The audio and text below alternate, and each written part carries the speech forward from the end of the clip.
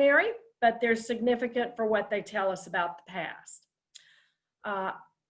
As I said, we'll all be muted except the speaker. And if you have a question as we go along, just type it in the chat box. I'll probably be talking for about 30 minutes about the items, and then hopefully we will have time to answer any questions that you might have about those. I also, before we get started, want to give a shout out to our sponsor. Today's session is being supported by Dennis and Margaret Hawk O'Brien, and we certainly appreciate their help with this.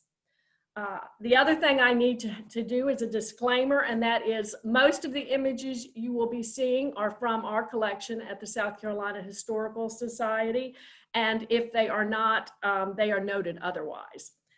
All right, that said, let's go to our first item.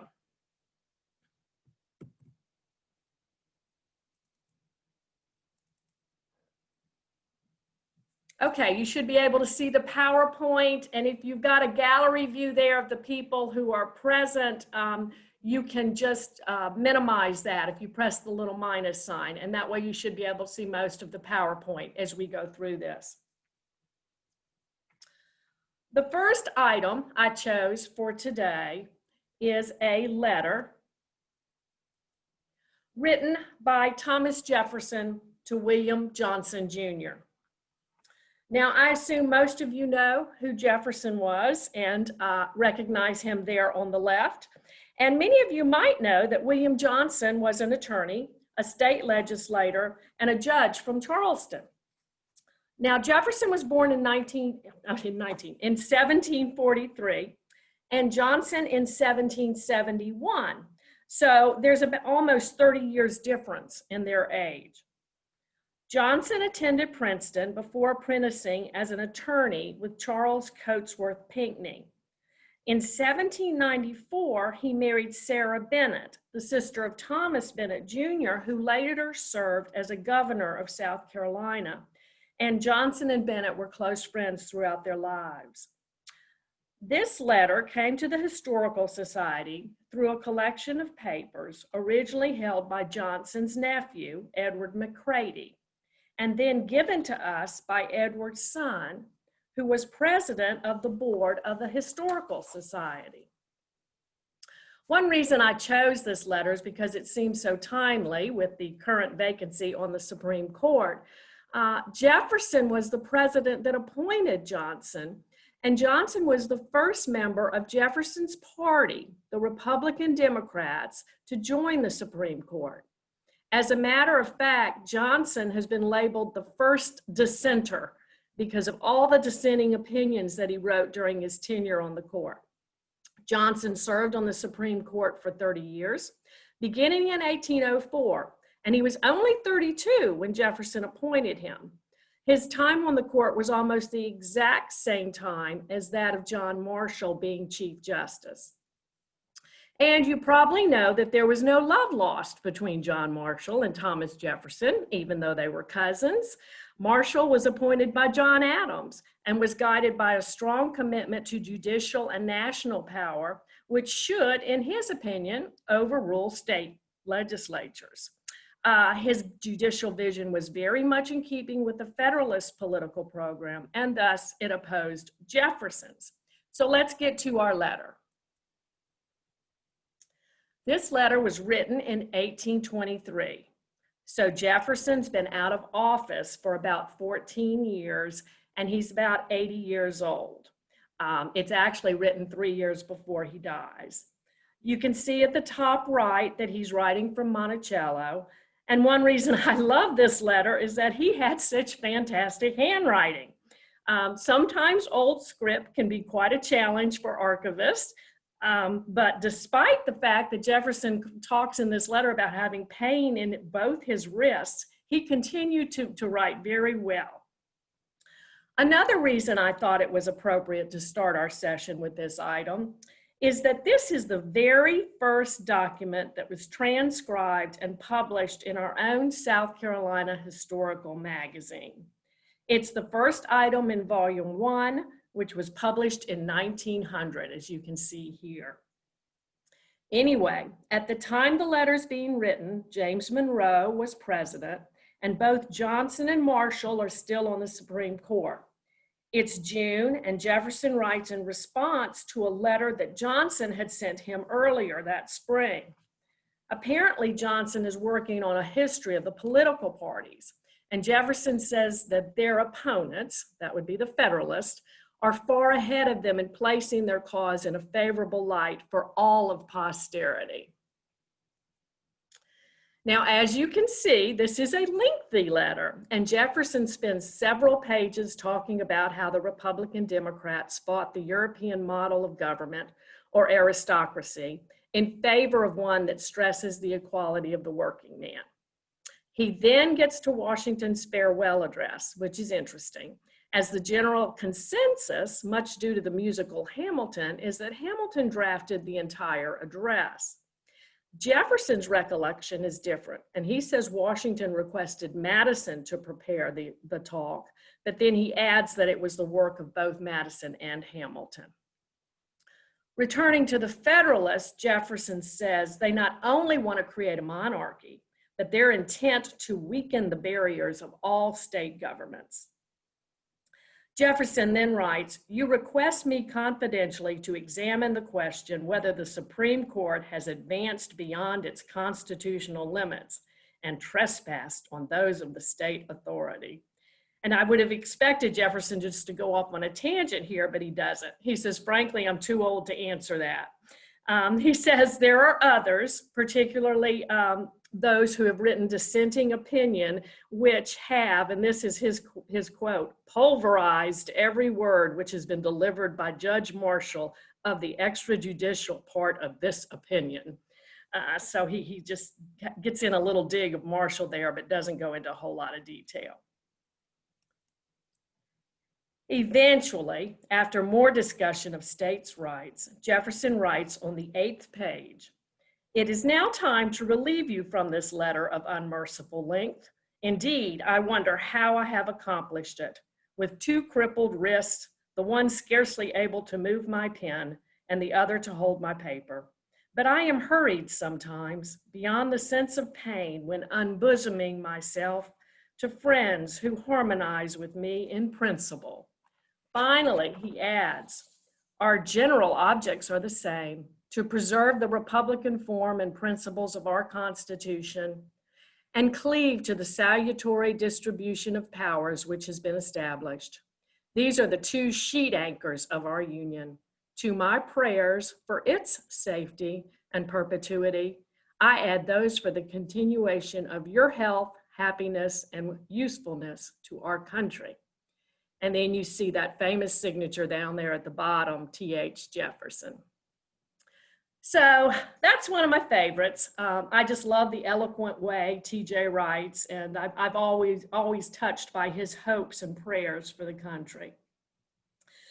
Now that's the first focus item. The next item I want to talk about takes us a century earlier, and it was created around 1713. There we go.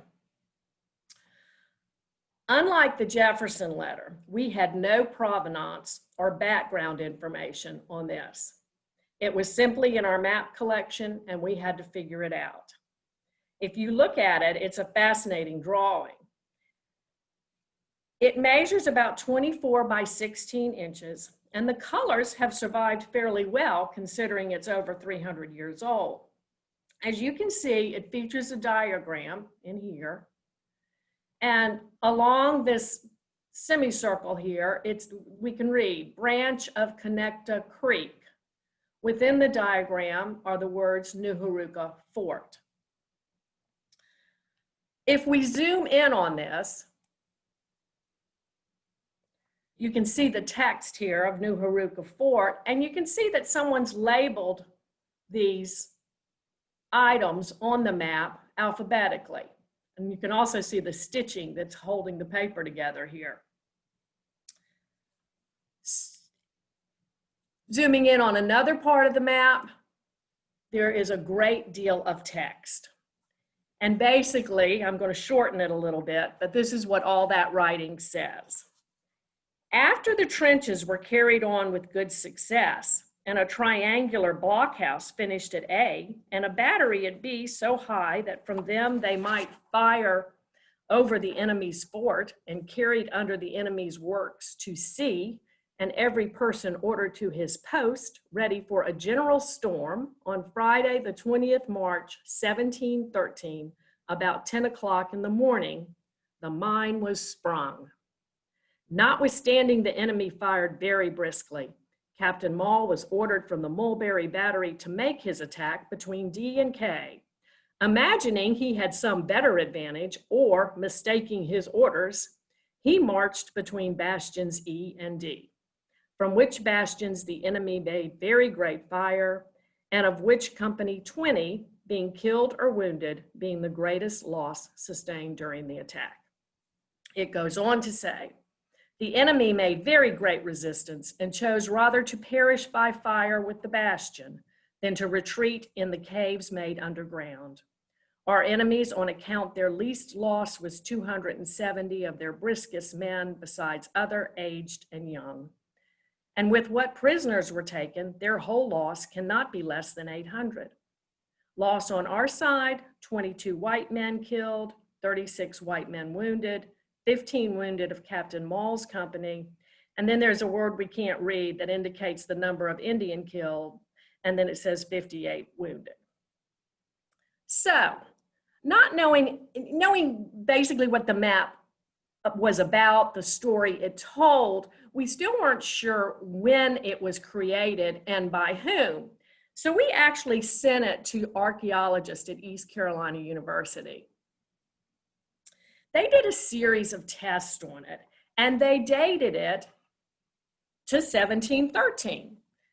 So that was when the battle occurred. And then looking at the crest on the map, we determined it was either drawn or written by or for Colonel John Moore, Jr.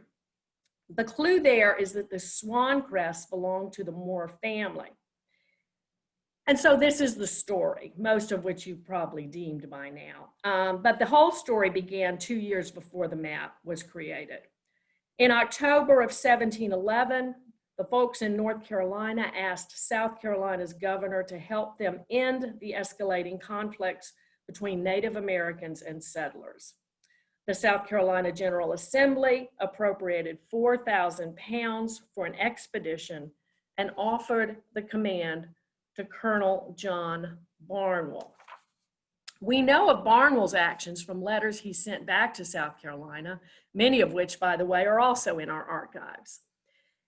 In early 1712, Barnwell took his men, most all of whom were Indian, into what is now North Carolina. He headed into the area held by the Tuscarora tribe, burning towns and destroying crops as he went. Finally, a treaty was agreed on in mid-April, but the agreement didn't last long. By August 1712, North Carolina was again appealing to South Carolina for aid. This time, Colonel Moore was tapped to lead the expedition. Moore's troops included 33 white men and approximately 900 Indians. As a side note, Moore would eventually become South Carolina's first native-born governor, and he'd established himself as a prosperous planter from Berkeley and Craven counties already. Now, the principal Tuscarora stronghold was Fort Noo-He-Roo-Ka, and in March of 1713, Moore laid siege to this well-protected log and earth fort with a force of over 1,000 men. After 3 days, he managed to defeat the Tuscarora tribe, as you've just heard described. Moore's troops eventually killed or captured about 950 Tuscarora. Those captured were sold into slavery. This battle effectively defeated the tribe and opened the interior of the colony to white settlement. Accounts of the battle by Native Americans generally record the number killed or captured higher than 1,000, as they include those from the surrounding area. Now, as I said, we asked East Carolina to date the item for us, and at the same time, their archaeologists used our map to dig for the remains of the fort. After a few misses, they found the remains, and interestingly enough, they discovered that the map was incredibly accurate. That secured our guess that it was a first-hand account, either written exactly during the battle or right after. There's now a memorial and a historic marker in Snow Hill, North Carolina, located in Greene County, where the fort once stood. Now, I chose that item because it was such an adventure to discover all the details on it, when it was written, and the folks at East Carolina were very enthusiastic. They were very excited to help us with the process.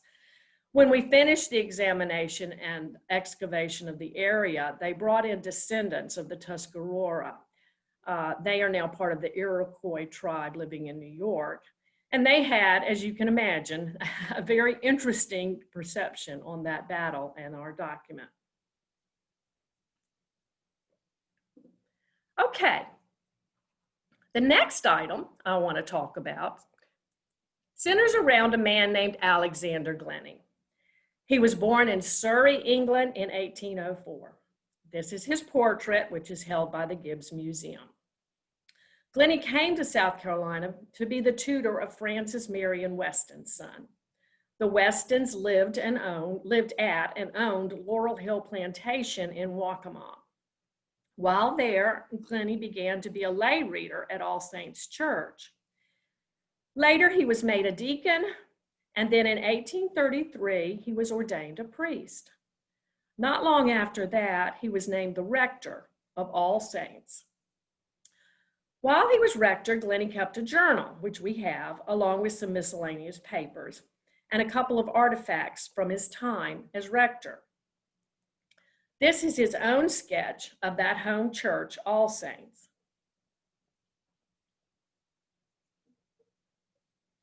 We know from his journal that he served both Black and white congregations, and that he also visited several chapels on various plantations. During these visits, he would baptize, bury, confirm, and marry people. One bit of fascinating information that can be gleaned from the journal is the marriages that he performed for enslaved people. As you can imagine, those records are hard to come by and quite rare. This is the cover and one page of Glennie's journal. It's dated from March and April in 1854. You can see 1854 up there at the top. And you may be able to see, these are all the entries for the plantation chapels that he went to. And here, when he was at True Blue, he married Josie and Grace. And then if you go down a little bit more, on April 1st, when he was at Litchfield, he baptized Tom and Dinah. Most likely because he did not include the last names of these people, they were enslaved. So the journal's very cool, but my favorite Glennie item is this simple brass ring. When he married enslaved individuals, they could not purchase and didn't own wedding rings. So Glennie used this at each service as a symbol of their union. The ring was given to the Historical Society, along with Glennie's papers and journal, by the Episcopal Diocese of South Carolina. Diocese of South Carolina. Both the ring and the journal are currently on loan to the National Museum of African American History, and that is a Smithsonian museum in Washington. But we do have a baptism and confirmation certificate that belonged to Glennie that's on display here in our museum in Charleston. And to me, this is one of those artifacts that, despite the fact that it just appears so very, very simple, you just wonder if it could talk. It must be able to tell us thousands of stories. So it's one reason that I picked it today. The next item that I wanted to discuss today is a Sharecroppers Agreement that was signed just 8 days after the Confederate surrender at Appomattox. The agreement is between a Mrs. G.M. Trumbull in Goose Creek and a newly freed man named Caesar. It's not very long, so I thought I'd just read it to you.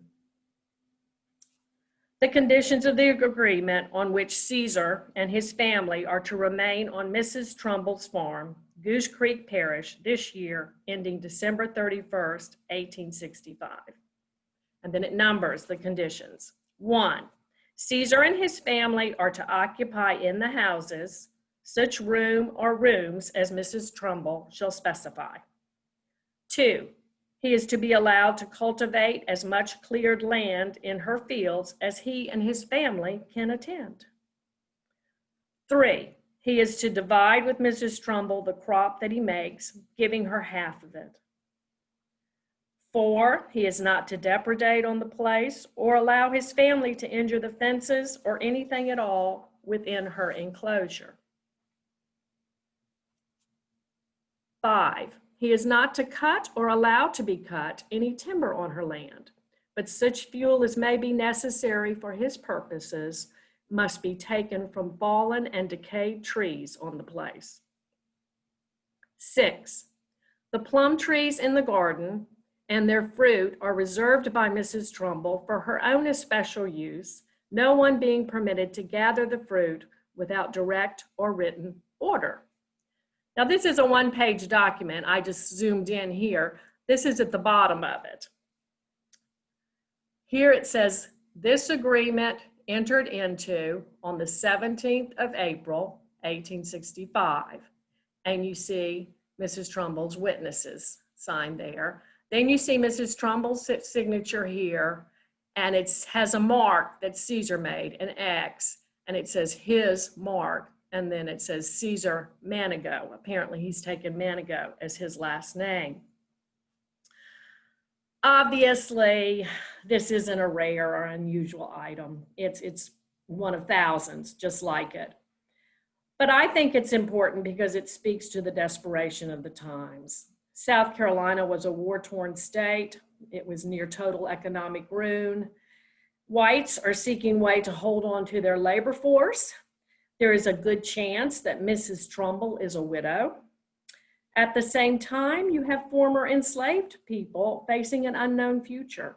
And some of them, like Caesar, who actually had an elderly mother living with him, didn't know anything but farming. And he had very few prospects for livelihood. So you end up with this kind of agreement. Another document we have adds perspective to the previous one, to the Sharecroppers Agreement. And that's an order issued by the Freedmen's Bureau. I'm sorry, the quality is not really great on this one. But it was issued in June of the next year, 1866. And it stipulated that any freedmen who disregarded their contracts and left agricultural employment would be arrested as vagrants and put to work on public roads, and that a prison be established for all persons of color convicted of crimes other than capital offenses. In other words, slavery might be over, but these people remain tied to the plantation or face working on the roads or imprisonment. By the way, the Sharecroppers Agreement is part of the records of a law firm, Simmons & Simmons, that operated in Charleston from 1830 to 1879. We have over 30 linear feet of legal documents filed by that firm, and much of it, as you can just imagine, provides really interesting glimpses into the pre- and post-Civil War era in South Carolina. Okay, that's 4 of 5. We're on the last item. The last one I picked is the only one that I chose today that's from the 20th century. And it's a landscape drawing for a Charleston garden by renowned landscape architect Loutrel Briggs. Briggs himself is an interesting figure. Many of you may know him or about him if you've been to Mempkin Abbey or Mulberry Plantation, or just to the garden of the Mills House Hotel in Charleston. You have been in a Briggs garden. Loutrel Winslow Briggs was born in New York City in 1893, and he graduated from Cornell in 1970. He was instrumental in launching landscape architecture as a profession, and eventually became the head of the Department of Landscape Architecture at New York School of Fine and Applied Arts. And he was also chair of the American Society of Landscape Architects. While he was a partner in New York, he formed the firm Briggs and Stelling. He was, as I said, a partner in that firm. He established an office in Charleston. That was 1929. So it was right in the midst of the Charleston Renaissance. The city's rediscovering itself. If you've been to our museum and seen our great film on that time period, you know how important it was to the preservation movement as well as to art and culture within the city. Briggs worked here for 40 years, and he designed both public and private gardens. He's known for the use of native plants and for maintaining original architectural features. He also worked to document historic landscapes, and he published a book about that titled Charleston Gardens in 1951. This is a history of the gardens of the city, as well as many landscapes of several low country plantations. Now, in the introduction of this book, Briggs says, for at least 200 years, Charleston Gardens have been famous. These gardens, past and present, form a noteworthy group, and they might well be studied, as many of them are examples of the best principles of landscape design. Briggs's biographer, James Cothran, researched often in our archives. He notes that it was Briggs who introduced Charleston's distinctive garden style that still prevails today. Briggs himself continued to work in Charleston throughout the 1970s, and he died in 1977. Now, the SCHS is fortunate to have over 1,000 items that were produced by or for Loutrel Briggs, including plans, sketches, and surveys. They were given to us by his business partner in 1980, and I chose one of them as a sample of this amazing collection. This that you're seeing now is the landscape plan for number 2 King Street, a private residence which was, at the time, owned by Mr. and Mrs. Lloyd Wilcox. It was drawn in 1951. James Cothran, the biographer I mentioned, explains that this garden was built within high brick walls, and once inside, the visitor was drawn to a long shaded path, which led to a rear entrance with an arched stucco wall, which Briggs used as a focal point and a backdrop for plants and pots. Now, Cothran's written a lovely book called Charleston Gardens and the Landscape Legacy of Loutrel Briggs. And his book contains photos of the garden. And here you can see that arched stucco wall that he used as a focal point. Cothran says Briggs designed a flagstone walk to the main entrance of the house, and on the sides of the walk was a series of perfectly proportioned outdoor rooms. Each room was defined by a low brick wall or clipped hedge. In addition, there are several decorative features, including a small wall fountain, which you can see here. Now on the next slide, you can see the planning guide, and that's just zooming in from that original drawing I showed you. But you can see the list of plants and notes that he used: azaleas, camellias, nandinas, crepe myrtles, and other plants. He also used several seasonal plants, according to Cothran, like holly fern, that would give the garden a different look with each turn of the year or turn of the season. In the spring, the garden was filled with flowering bulbs and annuals. And this is another photo from Cothran's book that depicts the same garden, and it's a small seating area under the spreading canopy of a large tree. Cothran said that this corner was a perfect location to catch the warm morning sun and to gain a different perspective of the garden. I really enjoyed knowing James Cothran. He has passed away, but he was such a Briggs fan that he was one of those researchers that his enthusiasm was contagious. And I think that's one of the reasons I wanted to end on this note, because it's just a fabulous, fabulous collection. So I'm going to stop sharing the PowerPoint now and hope that you all can see me. And okay, we've got some questions. I have Virginia Ellison here. I'm unmuting you, Virginia. There we go. And she is the head of our research and archives. And I've asked her to join me for your questions because, quite frankly, she frequently knows more about these items than I do. So let me look at the chat. And we'll go up. Yeah, but I posted the link to the Alexander Glennie journal that's available on the Low Country Digital Library, where you can scroll through it page by page. I also posted the finding aid or inventory of the Loutrel Briggs collection, where it breaks down the properties that we have drawings for. Thank you, Virginia. So I'm looking for a question. Someone asked about permission to record. I have recorded this and we'd be glad to replay it for anyone who needs it. And I'm still going through all the sound. Here we go.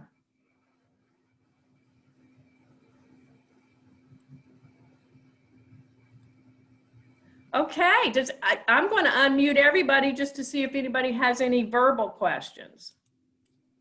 Hang on, let me go up here.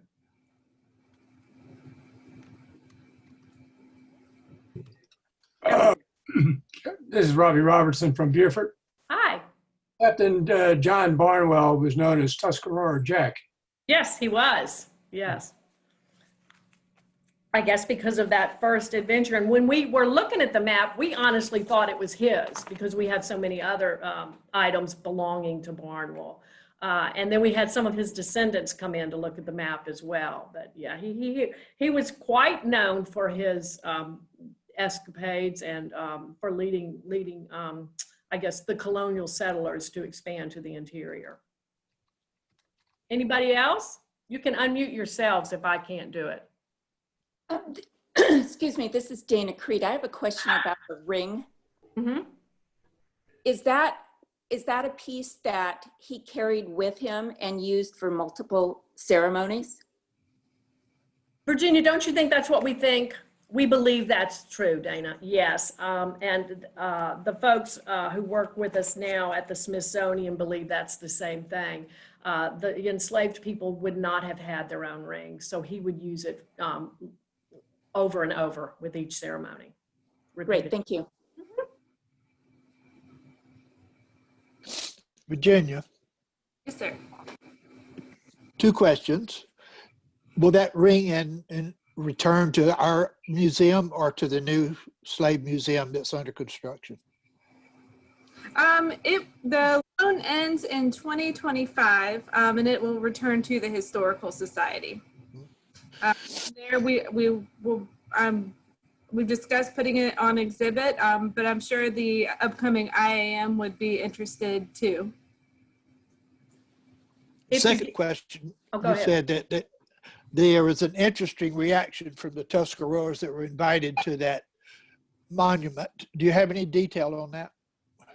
Yeah, it was varied. Some of them, it's when East Carolina did the digging, they not only found the fort, but they of course found remains. Some of them were very sad to be at that location, knowing that's where their ancestors had perished. Other of them were a little angry, which you can understand as well. So it was, a variety of reactions, but at the same time, they came on a bus. They made the trip down from New York on a bus. And I think it showed a lot of dedication that they wanted to see the area. And they did have their own private ceremony to dedicate the monument with only tribal members, which was kind of cool, I thought. I also wanted to tell you all, if you ever do go to Washington, the reason that the Glennie ring is on such an extended loan is that they developed a permanent exhibit around it because it is a really, really special piece. So if you are in Washington, D.C. and can go to the National Museum of African American History and Culture there, you ought to do that. I have a comment to make. Sure. This is Benoit. It's amazing to me when you were talking about the letter of Thomas Jefferson to William Johnson Jr., how much power the Supreme Court has, because Thomas Jefferson was a president and he said, well, I didn't have any power to prevent them from curtailing the legislative powers of the states. So it's amazing how powerful the Supreme Court in the US is. Sometimes it seems it can do whatever it wants and nobody can, there's no balance of powers. I can see the balance of power between the legislative and executive, but with regards to the Supreme Court, once they are nominated, confirmed for life, they can do pretty much whatever they want. Well, I'm not going to argue with you about that, about civics. Of course, in America, we think this three-part balance of power is what was achieved with the Constitution, and the Supreme Court can't pass laws. That's left to the Senate and the House. So, it all depends on your perspective, I imagine. But yeah, obviously Jefferson would agree with you. He thought they had gotten too powerful. Right. But it's amazing how different the systems in Europe are. Yeah. The constitutional courts in Europe have so much less power. They kind of do so much like in the US. So Yeah, it's interesting. It is. I'm glad you're joining us today. We need different perspectives. Yeah, and I'm studying Thomas Jefferson, so I'm so interested. Yeah. Oh, good. Faye, this is Tim Hicks from Columbia, South Carolina. I had two questions. One was, is there a way to have a digital access to Jefferson's letter? And then the second question is, I often take my students up to DC, and one of the places we go to is that museum, the Smithsonian for African American. What specific exhibit? It's a huge museum. Do you know the name of the exhibit in which he's featured the ring and his story? I'm embarrassed that I haven't been there. I was invited to the opening and I didn't get to go. Virginia, do you know? It was on the first level of the exhibit. I don't remember the specific location, but it was on the first level in the building. Okay, well that does narrow it down. I mean, you go down like 8 stories inside the belly of the earth for that first level. What about the Jefferson letter? Is there a way that we can? Do you have it digital, or is it? I mean, well, the transcripts in the magazine that's on JSTOR. Okay. And I can send you that, but I can access that. That's fine. I'd forgotten that you had mentioned that. Thank you so much. Yeah, it's very cool. And that's on my list. When I can travel, I'm going to the museum in Washington. Well, 2 words of advice: make sure you get reservations. Right. You can't just go in. And we spend about 3 hours there, 2.5, 3 hours, something like that. And you will not see it all in one trip. Just be ready for as well. that. Wow. It's wonderful. Well, good for you for taking students there. Thank you. Thank you. Hey, may I ask a question? Sure. Hi. I have been to the museum several times and we spent the night at a relative, so we could go back and look at it. But one question I have is, when was the ring given to the museum for their display? Because I don't remember seeing it. When it opened. When it opened? Yeah, it's been Okay, there so the whole time. I'll go back again. All right, then, thank you. You've got a reason to go back now. Yeah, oh, one other thing. My husband is a veteran, Uh-huh. then I'm more veteran, and usually the veterans and one person or guest can go to the museum without a reservation. Wonderful. That's Yeah, good so news. that's- That's good to know. Thank you. Mhm. Okay. Anybody else?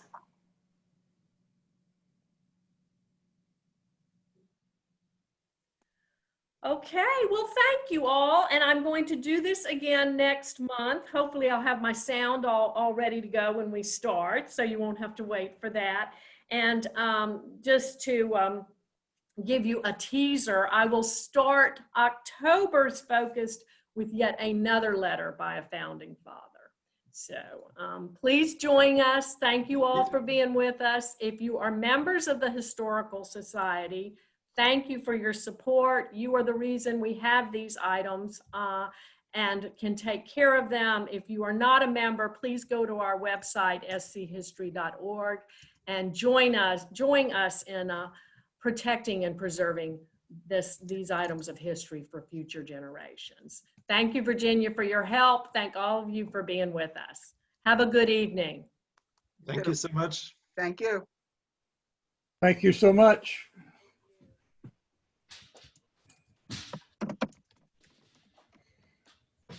All right, am I the meeting? That was pretty interesting. Yeah, The ring was the most interesting. And that map. that map was the most, I love that. Did you notice that up at the top where it had the face, it looked like a jester? Yeah, I noticed that. And I'd have to see why. So the next meeting is October 22nd. 3 new messages I didn't see. Can you sign on now for it?